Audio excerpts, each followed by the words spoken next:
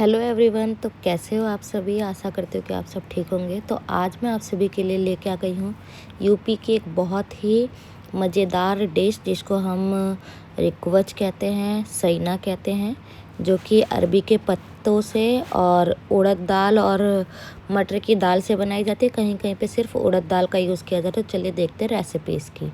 तो इसके लिए हमें सबसे पहले अरबी के पत्तों की ज़रूरत होती है। तो बिल्कुल ताज़ा ये अरबी के पत्ते हम ले आए हैं। और ये आप देख सकते हैं कि कुछ छोटे पत्ते होते हैं, कुछ बड़े पत्ते होते हैं इस तरीके से। और इसको हमें क्या कर लेना है कि जो इसकी डंडियाँ है ना, ये हमें बिल्कुल अच्छे से इसकी निकाल लेनी है। और डंडियों को आपको फेंकना नहीं है। जो डंडियाँ हैं उसकी भी बहुत मज़ेदार सब्ज़ी बनती है। तो इस तरीके से आपको कॉर्नर साइड से बिल्कुल डंडियाँ काट के निकाल लेना है। और सभी पत्तों को जो छोटे बड़े हैं उन सबको अच्छे से धो लेना है, साफ़ कर लेना है इसे। और तो अगर आप इसकी डंडियाँ फेंक देते हैं तो आज से इसकी डंडियाँ मत फेंकिएगा। इसकी मैं बहुत मज़ेदार सब्ज़ी बनाने वाली हूँ डंडियों की। अगर आपको चाहिए वो डंडियों की रेसिपी की सब्ज़ी तो मुझे कमेंट बॉक्स में ज़रूर बताइएगा। और फेंकना आपसे बंद कर दीजिए इसकी डंडियों को। तो इस तरीके से ये पत्ते आप देख सकते हो बिल्कुल ताज़े पत्ते हैं। और यूपी साइड में इसको रिकवच भी बनाते हैं। रिकवच मतलब कि एक तरीके की दाल और अरबी के पत्तों के साथ की पकौड़ी होती है, जिसको हरी चटनी के साथ खाया जाता है। और उसके साथ ही इसकी सब्ज़ी भी बनाई जाती है, जिसको हम सैना कहते हैं। तो इस तरीके से हमें पत्तों को अच्छे से धो लेना है और बारीक बारीक इस तरीके से, जैसे मैं काट रही हूँ इस तरीके से आपको काट लेना है। और इसके साथ ही इसको हम, क्योंकि इसके पत्तों का कुछ पत्ते बड़े हैं तो उसका जो रेशे ये आप देख सकते हो वो लंबे लंबे होंगे। तो इस तरीके से हमें काटने के बाद 2-3 बार इस तरीके से काटना है, जैसे मैं काट रही हूँ, ताकि इसकी जो लंबाई है पत्तों की, जो बड़े पत्तों की लंबाई है वो थोड़ा छोटा हो जाए। तो इसी तरीके से मैं सारे पत्तों को काट लूँगी। उसके साथ ही जैसा कि मैंने बताया कि पकौड़े के साथ चटनी खाते हैं, तो उसके लिए मैंने पुदीना, धनिया, लहसुन, अदरक और हरी मिर्च ले ली है। तो यहाँ पुदीने के पत्तों को मैंने जार में डाल लिया है। उसके साथ ही हरा धनिया जो कि मैंने इतनी ली है, तो उसको भी मैंने इसमें डाल दिया है। और आप एक बार इस तरीके से जो है चटनी बना के इन पकौड़ों के साथ खाइए, देखिए बहुत ज़्यादा अच्छा लगता है। तो अदरक मैंने छोटा सा टुकड़ा लिया है, 3-4 लहसुन की कलियाँ ली हैं और 4 हरी मिर्च ली है तीखी वाली। तो आप अपने अनुसार चटनी बनाते वक्त जितना तीखा आप खाते हैं उस तरीके से मिर्ची ले सकते हैं। और इसको मैंने काट के इसमें डाल दिया है। अब इसके अंदर मैं थोड़ा सा जो है जीरा लूँगी। तो जीरा जो है आपकी चटनी में टेस्ट बहुत अच्छा करता है। और ये घर की बनाई हुई अमचूर है जो मैंने 1 चम्मच ली है। आपके पास नहीं है तो आप बाज़ार का अमचूर या कच्चा आम डाल सकते हैं। थोड़ा सा नमक डालेंगे क्योंकि अमचूर में हमारे नमक है ऑलरेडी है। और बहुत थोड़ा सा पानी डाल के इसको हम पीस लेंगे। तो ये आप देख सकते हैं कि हमारी जो चटनी है वो मैंने बहुत ज़्यादा बारीक नहीं पीसी है, महीन नहीं करी है, हल्की सी इसको ना दरदरी रखी है, क्योंकि इसके साथ खाने में ना ये बहुत ज़्यादा ऐसे अच्छी लगती है पकोड़ों के साथ खाने में। तो आप इस तरीके से जो है चटनी भी बना लीजिए।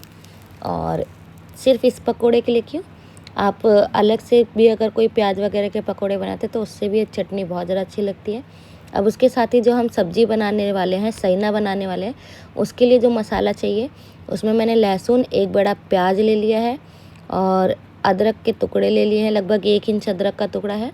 और उसी के साथ मैंने यहाँ पे 7 से 8 हरी मिर्च ले ली है।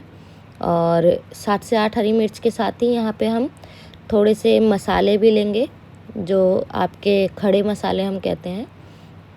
तो जीरा ले लिया है, 5 से 6 लौंग ले लेंगे, 4-5 लौंग, और उसके बाद थोड़ी सी काली मिर्च, 1 बड़ी इलायची। यहाँ पे हमने दालचीनी का छोटा सा टुकड़ा लिया है, हरी इलायची ली है जिसको हम छोटी इलायची कहते हैं। और उसके साथ ही यहाँ पे मैंने जावित्री ली है और 3 लाल मिर्च लिए। और ये बड़ी इलायची के बीज जो है वो मैंने निकाल लिए हैं। जैसा कि मैं हर वीडियो में आपको बताती हूँ कि जो बड़ी इलायची का ऊपर का कवर होता है वो अगर पूरा डालो तो उसके रेशे जो है वो मुंह में कहीं ना कहीं आते हैं। तो इस वजह से मैं सिर्फ बीजों का यूज़ करती हूँ। सबको मसाला हम जार में डालने के बाद थोड़ा सा पानी डाल के हमने पीस लिया। तो ये हमारा जो मसाला है वो बनकर बिल्कुल अच्छे से तैयार है। थोड़ा सा मसाले में हम पानी डाल के वो जो थोड़ा बहुत मसाला आपका जार में बचता है वो भी हमने निकाल लिया इस तरीके से। और इसके लिए जैसा कि मैंने आपको बताया कि उड़द दाल और मटर की दाल हम यूज़ करते हैं, तो इसको मैंने रात में भिगो दिया था। और जो दाल लेंगे हम, वो दोनों की क्वांटिटी हम सेम लेते हैं। या आप ऐसा कर सकते हैं कि उड़द की दाल जो है आप ज़्यादा ले सकते हैं और मटर की दाल थोड़ी सी कम भी ले सकते हैं, लेकिन अगर बराबर भी लेते तो भी चलेगा। तो मैंने इस बार अभी क्या किया है ना कि उड़द की दाल थोड़ी सी ज़्यादा ली है और मटर की दाल क्या किया है, थोड़ा सा कम लिया है। तो लगभग हमने यहाँ पे जो उड़द की दाल है वो 150 ग्राम ली थी और मटर की दाल हमने 100 ग्राम या थोड़ा सा कम ही लिया था। और इसी के अंदर ही हम 4 हरी मिर्च और अदरक का टुकड़ा और जीरा, ये सब इसमें हम डाल के पीस लेंगे।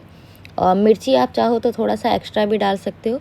अगर आपको पकोड़ों में थोड़ी सी मिर्ची जो है ज़्यादा चाहिए तो उस हिसाब से आप कर सकते हो। मैंने 4 मिर्ची डाली है क्योंकि हम चटनी के साथ खाने वाले हैं, उसमें भी ऑलरेडी मिर्ची, और जो पकोड़े हम ग्रेवी में डालेंगे तो उसमें भी हमने मसालों में भी मिर्ची ली है। तो इन सबको मिक्स करने के बाद पीस लेते हैं। तो पहले तो बिना पानी डाले हम पीसेंगे और फिर अगर ज़रूरत पड़ती है तो हम थोड़ा सा पानी, लगभग 1 चम्मच पानी इसमें डाल लेंगे और फिर पीसेंगे। तो आप देख सकते हैं कि बिल्कुल अच्छे से पीस गया है, क्योंकि उड़द दाल तो बहुत ईज़िली पीस जाती है। और अगर मटर की दाल या चने की दाल आप लेते हैं ना, तो कई बार आप देखोगे कि मटर और चने की दाल क्योंकि हार्ड होता है तो उसमें थोड़ा सा पानी चाहिए होता है। अब इसके बाद इसमें मैं हींग की भरपूर मात्रा में यूज़ करने वाली हूँ, क्योंकि हींग जो है पाचन के लिए बहुत अच्छा है। और हम क्योंकि पकोड़े वगैरह बना रहे हैं तो उसमें हमें हींग की ज़रूरत होगी। तो यहाँ पे हींग को डालने के बाद मैं इसको अच्छे से मिक्स कर दे रही हूँ। और इसी में मैं थोड़े से और मसाले भी, जो पिसे हुए मसाले हैं पकोड़ों के अंदर, उसके लिए डालूँगी। और उससे पहले हम क्या करेंगे ना कि ग्रेवी के लिए हमें थोड़ी सी दाल चाहिए अलग से, तो हम वो दाल निकाल लेंगे। तो आप अपने अकॉर्डिंग देख सकते हैं, मैंने यहाँ पे इसे तकरीबन 6 से 7 लोगों के लिए बनाया है। और जो दाल की क्वांटिटी है वो भी मैंने बता दी है, तो मैंने उसके हिसाब से 3 चम्मच दाल निकाल लिया। अब यहाँ पे थोड़ा सा गरम मसाला डाल लिया, आमचूर डाल दिया है मैंने यहाँ पे, क्योंकि जो अरबी के पत्ते हैं ना वो थोड़े से रैशेस हो सकते हैं, उससे खुजली होती है उससे, तो उसके लिए आमचूर या आप खटाई कोई भी डाल सकते हैं। उसी के साथ मैंने यहाँ पे थोड़ा सा धनिया पाउडर और थोड़ी सी हल्दी डाली है। और इन सबको इसमें अच्छे से दाल में मिक्स कर देंगे। आपने देखा होगा कई बार कि अगर आप अरबी के पत्ते या अरबी वगैरह काटते तो आपकी उंगलियों में भी खुजली होती है, तो वो खुजली जो है आपके गले वगैरह में ना हो, इस वजह से हम आमचूर डालते हैं इसमें। तो आमचूर आप जो है ज़रूर डालें, चाहे आप बाज़ार का आमचूर डालें या घर में आपके बना हो तो वो आमचूर डालें। तो अब मैंने ये सारा दाल जो है वो अरबी के पत्तों में डाल दिया है। और अब इसे हमें अच्छे से क्या करना है ना कि बिल्कुल अच्छे से मिक्स कर देना है। और अभी हमने नमक नहीं डाला है, ये ध्यान रखना है आपको कि नमक हम जब हम पकोड़े बनाने वाले होंगे ना उस टाइम पे डालेंगे। तो अभी क्योंकि मैं पकोड़े बनाने वाली हूँ तो मैं इस टाइम पे ही नमक डाल दे रही हूँ। और इसको नमक डाल के बिल्कुल अच्छे से इसे मिक्स कर देना है। और मिक्स करने के बाद थोड़ी देर के लिए, लगभग 1 से 2 मिनट आप ऐसे ही रख दें इसे, ताकि ये सेट हो जाए। और या तो चाहें तो बिना नमक के आप 5 से 10 मिनट के लिए भी रख सकते हैं, लेकिन उसकी ज़रूरत उतनी नहीं पड़ती है वैसे। तो यहाँ पे मैंने कढ़ाई के अंदर सरसों का तेल डाल दिया है और सरसों के तेल में मैंने थोड़ा सा रिफ़ाइन ऑयल भी डाला है। अब इसको हमें आप जिस शेप में चाहे तो उसमें बना सकते हैं। यूपी में आप देखोगे तो गोल इस तरीके से डाला जाता है, तो मैंने यहाँ पे आज डाल दिया है। और आपको दूसरे हाथ पे क्या करना है ना, थोड़ा सा जो है पानी लगा लगा के फिर जो बैटर है ये पकोड़ों का, वो आपको एक हाथ पे लेके फिर करना है। नहीं तो आप बिना पानी लगाए हाथ पे अगर करेंगे ना तो उससे क्या होगा कि ये जो पकोड़े का शेप है वो अच्छे से नहीं बनेगा। तो ये आप देखिए मैं हल्का सा जो है पानी हाथ पे लगा रही हूँ, और उसके बाद ताकि स्मूथली हाथ से आपके निकल जाए इस तरीके से। तो इस तरीके से करने के बाद धीमी आंच पे आपको पकोड़ों को जो है तलना है, ताकि इसके अंदर का कच्चापन निकल जाए।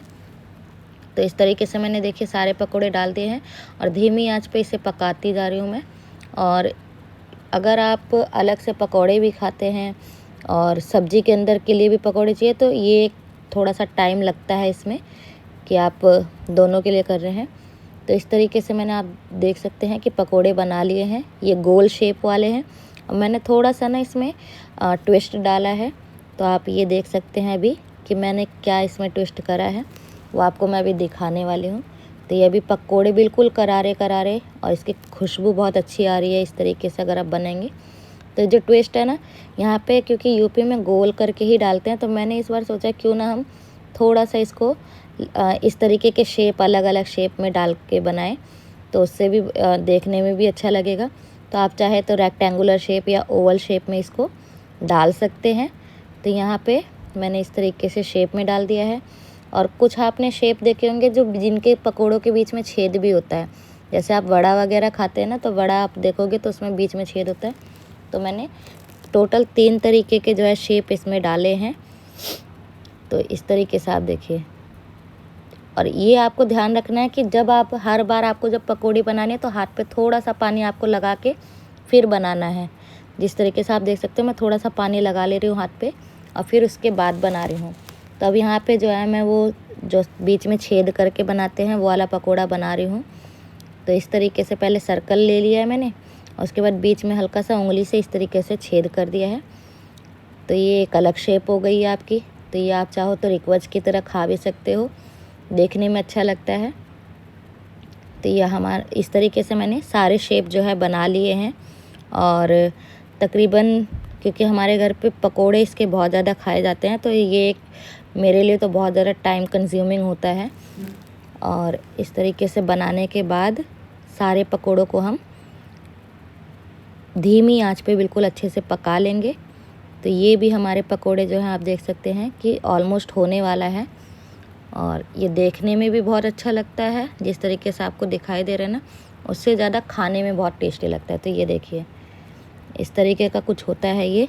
और कई बार आप देखते हो कि अरबी के पत्तों के ऊपर बेसन वाला जो आप लेप लगा के फिर उसके बाद पकोड़े बनाते हो, तो एक तरीका तो आपका बेसन वाला है, दूसरा ये दाल की पकौड़ी बनती है और ये बहुत ज़्यादा टेस्टी लगता है। तो इस तरीके से आप ये रिक्वच बना के खा सकते हो। इसको रिक्वच कहते हैं पकोड़ों को।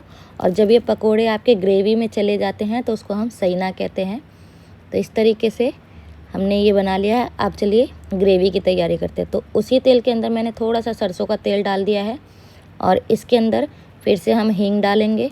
2 चुटकी हींग डालने के बाद एक बारीक कटा हुआ प्याज डाल देंगे इसके अंदर और इसको हम ब्राउन होने तक भून लेंगे। और उसके बाद जो हमने मसाला पीस के रखा था तो वो अभी इसमें हम डालेंगे। तो उससे पहले हम इसमें आधी छोटी चम्मच जो है टीस्पून हम कह सकते हैं हल्दी डाली है। हाफ़ टी स्पून हमने यहाँ पे गरम मसाला, एक बड़ा चम्मच नहीं, छोटा ही चम्मच कहेंगे कि 1 चम्मच हमने यहाँ पे धनिया पाउडर है। बहुत थोड़ा सा यहाँ पे हमने कश्मीरी लाल मिर्च डाली है। और इन सबको डाल के अच्छे से हम मसाले में मिक्स कर देंगे। तो ये हमारा मसाला मिक्स हो गया है। इसको अब हम सरसों के तेल में डाल देते हैं। प्याज हमारा लाल हो चुका है। अब मसालों को हमें फिर से धीमी आंच से लेके मीडियम आंच तक, इसको स्लो टू मीडियम फ्लेम तक हमें अच्छे से भूनना है, जब तक इसका तेल जो है सेपरेट ना हो जाए। तो ये आप देख सकते हैं कि ये जो तेल है वो सेपरेट हो चुका है। अब मसालों को अच्छे से चलाने के बाद जो हमने दाल थोड़ी सी अलग से निकाल के रखी थी ग्रेवी के लिए, वो अब हम इसमें डालेंगे, जिससे हमारी जो ग्रेवी है ना वो थिक होती है। तो इस तरीके से उड़द की और मटर की दाल है, जिसके अंदर हमने थोड़े बहुत मसाले, मिर्ची, अदरक और जीरा भी पीसा हुआ है।